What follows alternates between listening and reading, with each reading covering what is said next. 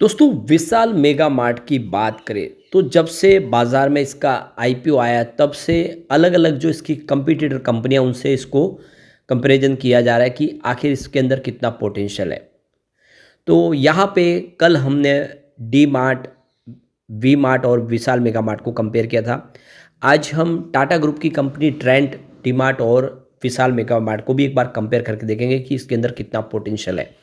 यहाँ पे इसके कुछ फंडामेंटल्स को भी जानेंगे। अब देख सकते हो कि इसने काफ़ी बेहतर तो किया है, लेकिन स्टॉक ऊपर के लेवल से नीचे भी आ गया है। क्या आने वाले समय कुछ बेहतर हो सकता है? जैसे कि अब कंपनी बाज़ार में लिस्ट हो चुकी है, तो इसका अब क्वार्टर 3 का जो रिजल्ट भी हमारे सामने होगा। रिजल्ट की क्या संभावना बनेगी उसको भी जानेंगे इस वीडियो के माध्यम से, और क्या ये एक लंबी रेस का घोड़ा दिखाई दे रहा है इस समय। लेकिन फ्रेंड्स, उससे पहले अगर आप पहली बार हमारे चैनल पे आए तो चैनल को सब्सक्राइब कर दीजिए, एक बेल आइकॉन दबा दीजिए ताकि जब भी नया वीडियो बने पहला नोटिफिकेशन आपको मिले। वीडियो पसंद आए तो लाइक से ज़रूर कीजिए। चलो फ्रेंड्स, वीडियो स्टार्ट करते हैं। मैं हूँ आपका दोस्त SB दवे और हमारे अपने चैनल ऑनलाइन कमाई में आपका बहुत बहुत स्वागत है। तो सबसे पहले विशाल मेगा मार्ट के कारोबार की बात करें। स्टॉक की शुरुआत तो आज पॉजिटिव हुई 107 पर, कल क्लोजिंग 106 के आसपास थी। लग रहा था कि कुछ माहौल पॉजिटिव बनेगा, लेकिन ऐसा हुआ नहीं।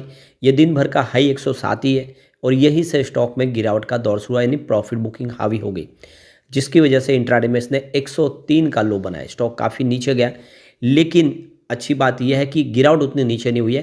क्लोजिंग 106 के आसपास रही है, यानी बिल्कुल फ्लैट कह सकते हैं। 106 की क्लोजिंग कल थी, आज भी वहीं पर आया।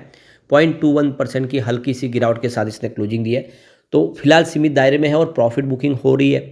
तो देख सकते हो कि इस समय बाजार में भी थोड़ा नरमी का वातावरण है, जिसकी वजह से प्रॉफिट बुकिंग देखने को मिल रही है। तो आज 103 इसका इंट्राडे का लो बना, लेकिन हाई 107 का है।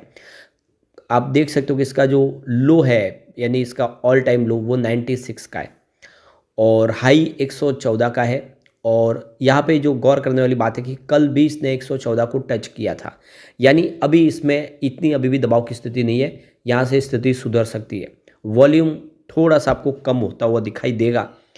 पिछले एक सप्ताह पहले 9 करोड़ का वॉल्यूम था, 3 करोड़ की डिलीवरी उठाई गई थी।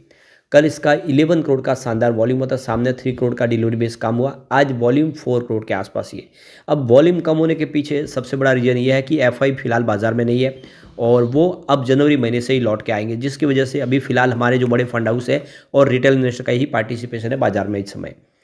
तो यहाँ पे देख सकते हो कि विशाल मेगा मार्ट ने बाज़ार में लिस्टिंग दी, काफ़ी बेहतर किया। अब यहाँ पे ट्रेंड, डी मार्ट और विशाल मेगा मार्ट में कौन बेहतर है उसको समझने की कोशिश करते हैं। तो विशाल मेगा मार्ट ने देख सकते हो कि अपना एक नई पोजीशन तो बना दी मार्केट में, उन्होंने एंट्री मार ली है। लेकिन उससे पहले इस्टाब्लिश बहुत सारे मार्केट में खिलाड़ी है, जिसमें ट्रेंड शामिल है, डी मार्ट शामिल है। तो यहाँ पे देख सकते हो कि ट्रेंड टाटा ग्रुप की कंपनी है और इसका डाइवर्सिफाई रिटेल ब्रांड्स का बिजनेस है, जिसमें आप देखो कंपनी का वेस्ट साइड, जिसमें कुछ कॉस्टली और अच्छे प्रोडक्ट कंपनी बेचती है। एक प्रोडक्ट इनका जो और ब्रांड है वो जूडियो, जिसमें काफ़ी अफोर्डेबल और लो कॉस्ट लोगों के लिए बहुत ही बेहतरीन कपड़े कंपनी देती है जूडियो के माध्यम से। और स्टार सुपर मार्केट के माध्यम से कंपनी ग्रॉसरी और एक्सक्लूसिव ब्रांड बेचती है। तो इस तरह से इसका अलग अलग ट्रेंड का ये सारा बिजनेस है। डी मार्ट की बात करिए, सुपर मार्केट रिटेल चैन है और देख दो कि दमानी की कंपनी है और काफ़ी शानदार इसका बिजनेस है। इंडिया के अंदर आप देखें तो रिटेल सेगमेंट में, फूड सेगमेंट में, एफएमसीजी सेक्टर में और अपैरल में इनका बिजनेस बहुत ही अच्छा है। विशाल मेगा मार्ट की बात करिए, एक हाइपर मार्केट है और काफ़ी अफोर्डेबल प्रोडक्ट प्रोवाइड करती है, जिसमें इलेक्ट्रॉनिक से लेकर होम एसेंशियल प्रोडक्ट कंपनी देती है। तो तीनों अपने अपने क्षेत्र के खिलाड़ी एक तरह से देख सकते हैं। तो मार्केट कैप की बात करें सबसे पहले तो ट्रेंड का 2,50,974 करोड़ का मार्केट कैप है, जो इस ग्रुप की कंपनियों में सबसे ज़्यादा है।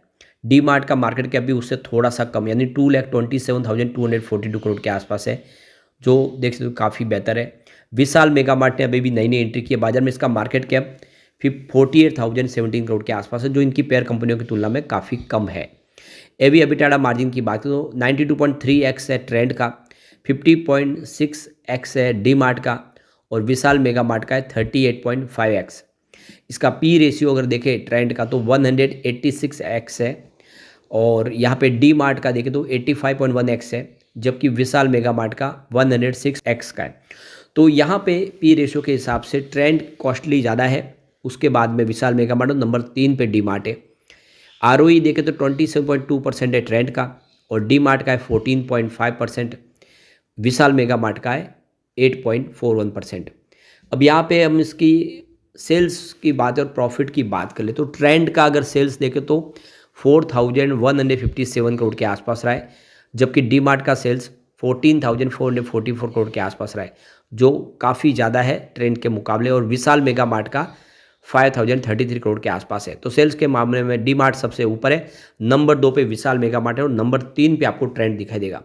एबिटाडा मार्जिन देखें तो ट्रेंड का 643 करोड़ का है, जबकि डी मार्ट का 1094 करोड़ के आसपास है, और विशाल मेगा मार्ट का 668 करोड़ के आसपास है। तो डी मार्ट सबसे ऊपर है, नंबर 2 पे विशाल मेगा मार्ट है।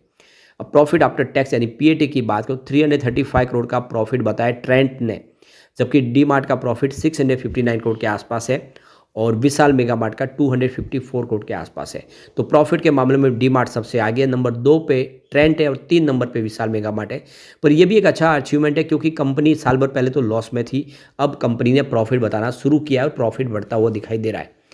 और यहाँ पे इसके फंडामेंटल अगर आप देखें तो मार्केट कैप 47,449 करोड़ का है, और यहाँ पे नंबर ऑफ शेयर 450.87 करोड़ है, इसका पीबी 3.8 का है। कैश देखें तो 28.45 करोड़ का है। प्रमोटर होल्डिंग यहाँ पे 76.02% है। सेल्स ग्रोथ इसका 11.03% का है, और आरओसी इसका 8.07% है।